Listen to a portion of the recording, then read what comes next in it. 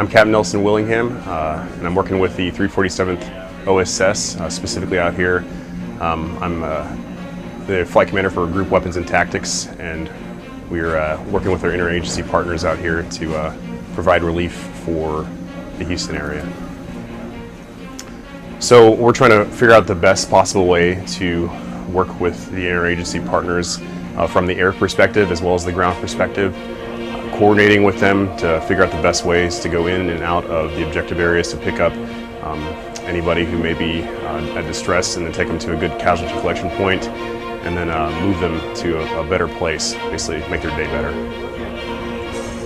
We've basically been running about 4 flights per day, HC-130 wise, and then our HH-60s have been running up to two sets of flights a day, either 2-ship or 3-ship. And so they'll go out to the Houston area and find people and bring them to safer places. The HC-130s are working overhead, trying to coordinate all the different helicopter assets onto good areas to pick up personnel.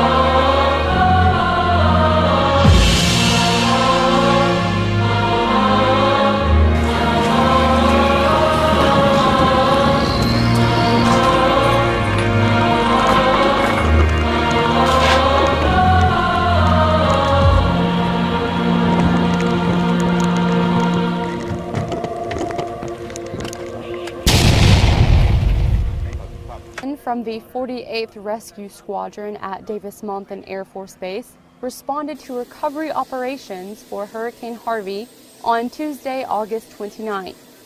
We're providing boat operations to recover personnel that are stranded due to the rising water in a few of the coastal cities. The mission is to identify and extract stranded Texas residents in order to provide treatment and escort them to medical response teams.